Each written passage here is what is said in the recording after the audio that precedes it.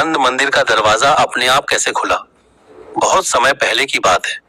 पहाड़ों और घने जंगलों के बीच एक छोटा सा गांव था, शिवपुर।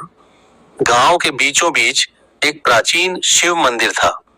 लोग कहते थे कि वह मंदिर हजारों साल पुराना है और वहां स्वयं भोलेनाथ का वास है।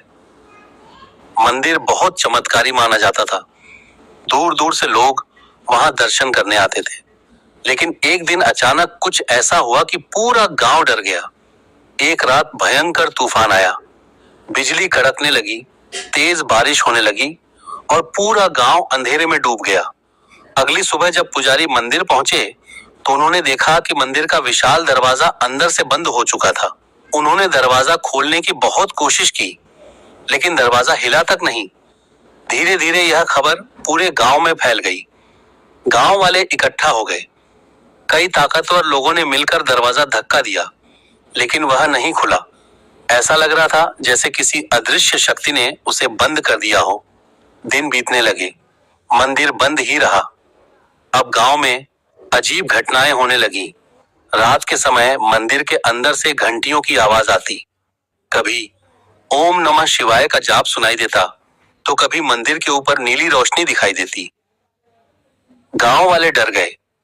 कुछ लोगों ने कहना शुरू कर दिया कि मंदिर में कोई आत्मा आ गई है, लेकिन गांव के बुजुर्ग कहते यह महादेव की लीला है। बिना उनकी इच्छा के मंदिर का एक पत्थर भी नहीं हिल सकता। उसी गांव में किशन नाम का एक गरीब युवक रहता था। वह बहुत बड़ा शिव भक्त था। हर सुबह मंदिर के बाहर बैठकर भोलेनाथ का नाम जपता था। मंदिर बंद होने के बाद भी उसने पूजा करना नहीं छोड़ा। एक दिन गांव वाले उसका मजाक उड़ाने लगे। उन्होंने कहा, जब मंदिर का दरवाजा ही बंद है तो तेरी पूजा का क्या फायदा? किशन मुस्कुराया और बोला, दरवाजे बंद हो सकते हैं, लेकिन सच्ची भक्ति का रास्ता कभी बंद नहीं होता। उसकी बात सुनकर सब चुप हो गए। उसी रात अमावस्या थी। पूरा गांव अंधेरे में डूबा हुआ था। तेज हवा चल रही थी। किशन मंदिर के बाहर बैठकर एयूएम नमः शिवाय का जाप कर रहा था। तभी अचानक उसे मंदिर के अंदर से किसी के चलने की आवाज सुनाई दी। ठक ठक ठक। किशन घबरा गया।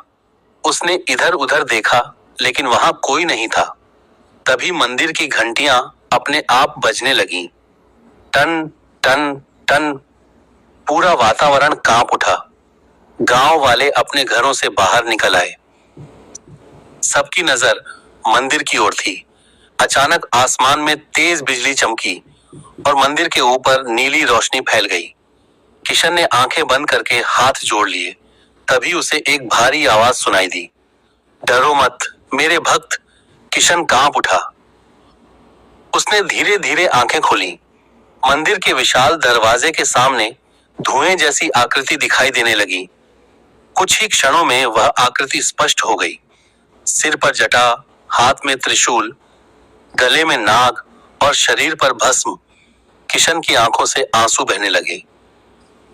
वह समझ गया कि स्वयं महादेव उसके सामने खड़े हैं। गांव वाले डर के मारे कांपने लगे। तभी महादेव की आवाज गूंजी, यह मंदिर इसलिए बंद हुआ क्योंकि यहाँ भक्ति कम और अहंकार ज्यादा हो गया था।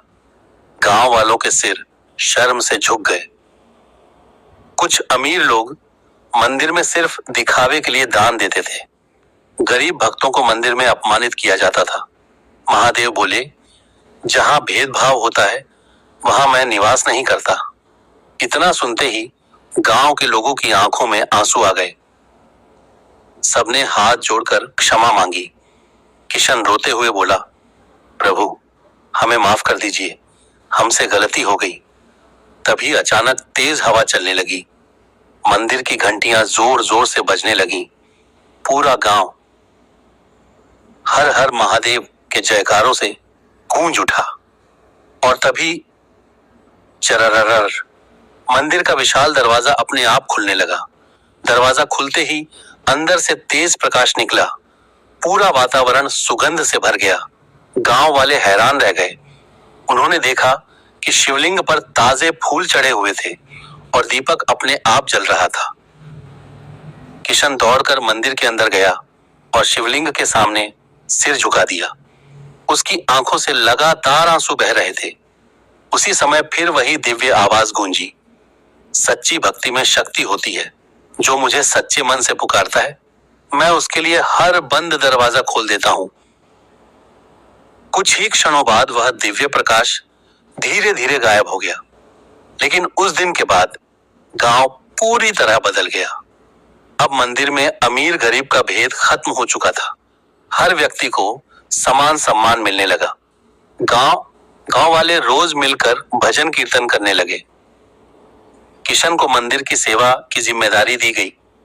कहते हैं कि आज भी उस गांव के लोग मानते हैं कि उस रात स्वयं भोले बाबा ने प्रकट होकर उन्हें सच्ची भक्ति का अर्थ समझाया था। और आज भी जब कोई सच्चे मन से उस मंदिर में प्रार्थना करता है तो वहां की घंटियां अपने आप बजने लगती हैं। ऐसे ही और कहानी और कथा सुनने के लिए हमारे चैनल को लाइक, शेयर, फॉलो और सब्सक्राइब करें। धन्यवाद।